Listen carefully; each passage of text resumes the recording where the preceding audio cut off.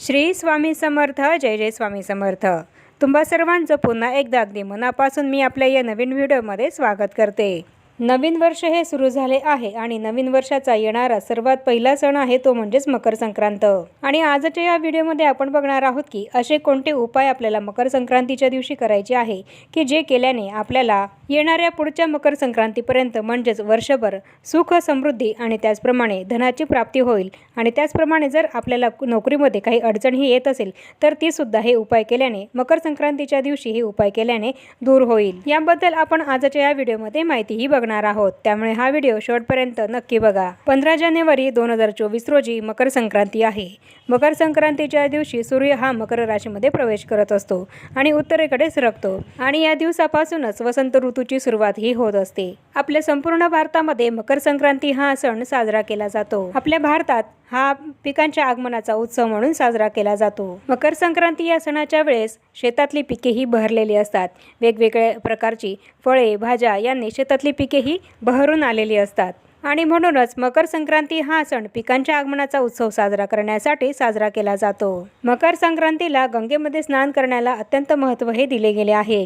या दिवशी गंगेत स्नान केल्याने मोक्षप्राप्तीही आपल्याला मिळत असते असं मानलं जातं. मकर संक्रांतीला शास्त्रामध्ये 10 उत्तम उपाय हे करण्यासाठी सांगितले गेले आहेत, जे केल्याने माणसाचे निद्रिस्त भाग्य हे जागृत होत असते. तर असे कोणते मकर संक्रांतीला शास्त्रामध्ये करण्यासाठी 10 उपाय हे आपल्याला सांगितले आहेत ते आता आपण बघूया. त्यातलाच पहिला उपाय आहे तो म्हणजे आपल्याला मकर संक्रांतीच्या दिवशी आपल्या अंघोळीच्या पाण्यामध्ये काळे तीळ हे टाकायचे आहे. थोडेसे काळे तीळ अंघोळीच्या पाण्यात टाकून त्या पाण्याने आपल्याला अंघोळही करायची आहे. असं मानलं जातं की मकर संक्रांतीला आपल्या स्नानाच्या पाण्यामध्ये काळे तीळ मिसळून त्या पाण्याने स्नान केल्याने आपल्यावर शनिदेव हे प्रसन्न होतात. त्याचप्रमाणे 7 अश्वमेध यज्ञ केल्याचे पुण्य हे आपल्याला प्राप्त होत असते आणि म्हणूनच आपल्याला मकर संक्रांतीला आपल्या अंघोळीच्या पाण्यामध्ये काळे तीळ हे टाकून आपल्याला अंघोळही करायची आहे. आपला पुढचा दुसरा उपाय आहे तो म्हणजेच मकर संक्रांतीच्या दिवशी आपल्याला सूर्यदेवाची पूजाही करायची आहे आणि सूर्यदेवाला अर्घ्य हे द्यायचं आहे. मकर संक्रांतीच्या दिवशी सूर्यदेवाची पूजा करण्यासाठी सर्वोत्तम असं मानलं जातं. मकर संक्रांतीला आपल्याला सूर्यदेवाची पूजा करायची आहे आणि सूर्यदेवाला अर्घ्य द्यायचं आहे आणि अर्घ्य देताना आपल्याला त्या पाण्यामध्ये लाल चंदन, लाल फुले, काळे तीळ आणि गुळ हे टाकायचे आहे आणि त्या पाण्याने आपल्याला सूर्यदेवाला अर्घ्य हे द्यायचे आहे. मकर संक्रांतीला याप्रमाणे सूर्याची पूजा केल्याने आणि सूर्यदेवाला अर्घ्य हे दिल्याने तुमच्या मानसन्मानामध्ये वाढ होईल आणि तुमचे करिअर हे सूर्यदेवासारखे चमकेल. तुम्हाला जर तुमच्या करिअरमध्ये काही अडचणी या येत असेल तर तुम्ही मकर संक्रांतीच्या दिवशी याप्रमाणे सूर्याला अर्घ्य हे जरूर द्या. आपला पुढचा उपाय आहे तो म्हणजे मकर संक्रांतीच्या दिवशी दानधर्म करणं. मकर संक्रांतीला दानाचे विशेष महत्त्व असे सांगितले गेले आहे. या दिवशी तीळ, घोंगडी, लाल वस्त्र, लाल मिठाई, शेंगदाणे, तांदूळ, मूग डाळ, खिचडी, गूळ आणि काळी उडीद इत्यादींचे दान केल्याने आपल्यावर सूर्यदेवाची विशेष कृपा ही होत असते. असं सुद्धा मानलं जातं की मकर संक्रांतीच्या दिवशी दानधर्म केल्याने माणूस हा श्रीमंत होत असतो. जी व्यक्ती मकर संक्रांतीला गरजू लोकांना दानधर्म करते अशा व्यक्तीवर माता लक्ष्मीची सुद्धा विशेष अशी कृपा होते आणि परिणामी अशी व्यक्ती श्रीमंतही बनत असते. आणि म्हणूनच तुम्हाला मी सांगितलेल्या वस्तूंपैकी ज्या वस्तूंचे दान करणं मकर संक्रांतीला जमत असेल तर तुम्ही त्या वस्तूंचे दान हे जरूर करा. आपला पुढचा उपाय आहे मकर संक्रांतीला शृंगाराच्या वस्तूंचं दान करणं.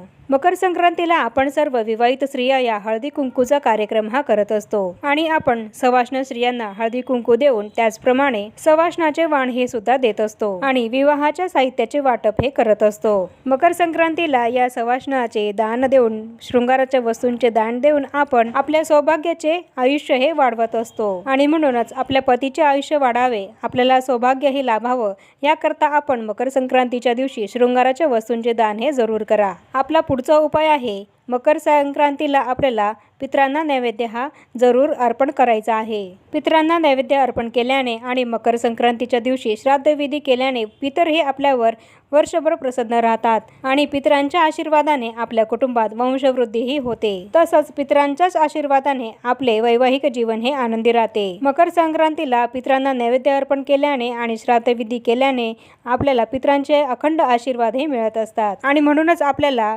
पितरांचा अखंड आशीर्वाद हा आपल्यावर कायम राहावा याकरता मकर संक्रांतीला पितरांना नैवेद्य दाखवायचा आहे आणि श्राद्धविधी सुद्धा करायचा आहे. आपला पुढचा उपाय आहे मकर संक्रांतीच्या दिवशी आपल्या घरी आंब्याच्या झाडाची लाकडं आणून त्या लाकडांनी आपल्याला हवन हे करायचे आहे।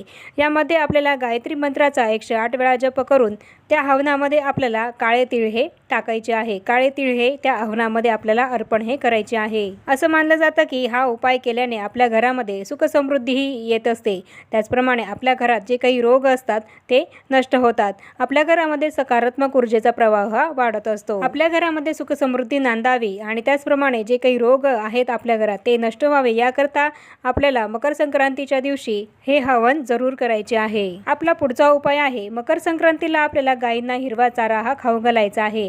त्याचप्रमाणे मुंग्यांना साखर आणि पीठ, तसंच माशांना पिठाच्या गोळ्या आणि पक्ष्यांना बाजरी हे खाऊ घालायची आहे। याप्रमाणे आपल्याला मकर संक्रांतीला पशुपक्ष्यांची सेवाही करायची आहे आणि त्यांना हे पदार्थ खाऊ घालायचे आहे।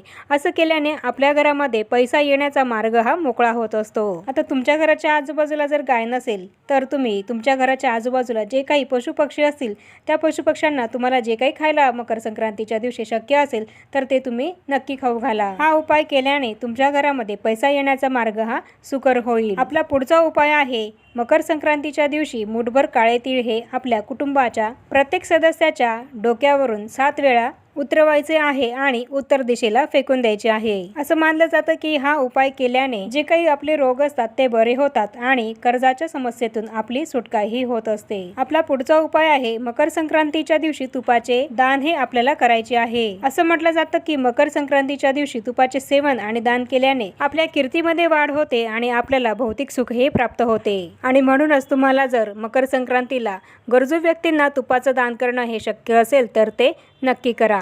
त्याचप्रमाणे मकर संक्रांतीच्या दिवशी तुळस, तांबे, सवासनाचे शृंगाराचे साहित्य, तीळ, झाडू खरेदी करणं हे अत्यंत शुभ असं मानलं जातं। या वस्तूंची आपण मकर संक्रांतीला खरेदी जर केली तर आपल्या प्रगतीमध्ये वाढ होते आणि जर तुमचा कुठला व्यवसाय असेल तर त्या व्यवसायाचा विस्तार हा सुद्धा वाढत असतो। तर असे काही मकर संक्रांतीला उपाय हे आपल्याला करण्यासाठी सांगितले गेले आहे, जेणेकरून हे उपाय केल्याने आपल्या घरामध्ये वर्षभर सुख समृद्धी ही कायम टिकून राहील आणि करिअरमध्ये, नोकरीमध्ये ज्या काही अडचणी येत असतील त्या दूर होतील। त्यासोबतच आपल्याला धनप्राप्ती ही सुद्धा होईल। यासाठी हे शास्त्रामध्ये काही उपाय हे करण्यासाठी आपल्याला सांगितले गेले आहेत।